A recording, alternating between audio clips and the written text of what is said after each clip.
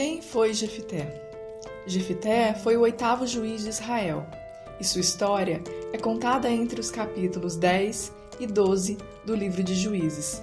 Livro este que retrata um período sombrio da história de Israel.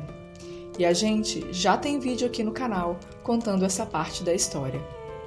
Jefité foi um homem usado por Deus para libertar o povo de Israel da opressão dos amonitas, mas era um homem que não conhecia bem os valores de Deus. Jefité era filho de Gileade com uma prostituta, e por ter sido concebido fora do casamento, era um filho bastardo, ilegítimo naquela época. E seus meio-irmãos, os quais foram concebidos dentro do casamento, expulsaram Jefité da região de Gileade. E assim, Jefité fugiu para as colinas, onde passou a viver e a conviver com criminosos, com saqueadores. Jefité é descrito como um guerreiro, um homem valente, e neste período, o povo de Israel estava sendo massacrado pelos amonitas. Desesperados, os líderes de Gileade vão até Jefité pedirem para ele comandar os israelitas na guerra contra os amonitas. Jefité, inicialmente, não se mostrou interessado. Afinal, ele fora rejeitado quando não precisavam dele.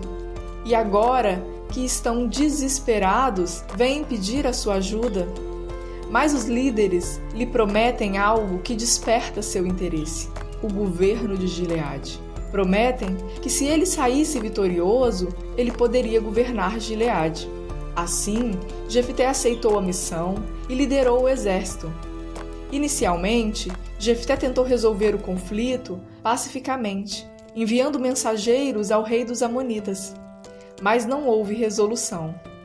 Jefité aceitou a missão e foi usado por Deus na libertação do povo, mas não tinha intimidade com Deus, nem conhecia bem os valores de Deus. Estava mais familiarizado com os valores dos deuses pagãos. E antes de ir à guerra, ele faz um voto ao Senhor, prometendo que se ganhasse a batalha, ele daria a vida do primeiro que viesse ao seu encontro quando retornasse. Entregar uma vida humana, esse era o tipo de sacrifício que estava presente nos povos remanescentes de Canaã. É preciso lembrar que Deus já havia dado ao seu povo todas as instruções sobre as ofertas de gratidão, as quais aparecem no livro de Levíticos e depois são repetidas no livro de Deuteronômio.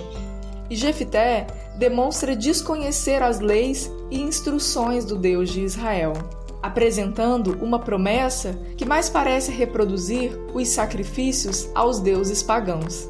E para cumprir sua missão, Jefité avançou com as tropas e atacou o exército amonita. E o Senhor deu vitória a Israel.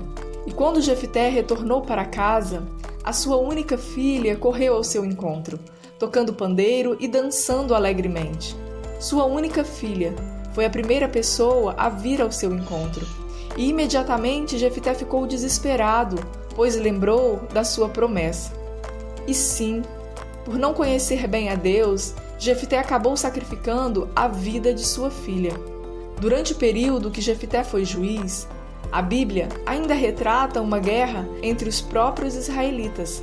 Tendo Jefité e o exército de Gileade saído vitoriosos, a tribo de Efraim ficou indignada por não ter sido chamada para auxiliá-los. Jefité negou, dizendo que convocou sim o exército de Efraim, mas que foram eles que não vieram ajudá-lo.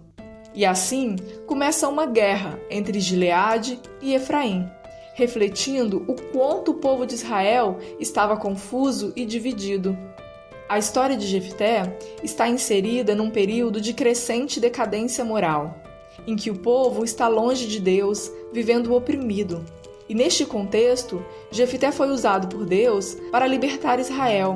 Mas, diferente dos primeiros juízes, que eram figuras heróicas e obedientes a Deus, Jefité era um homem que desconhecia o caráter de Deus e chegou a sacrificar a vida de sua filha, achando que isso poderia agradar a Deus.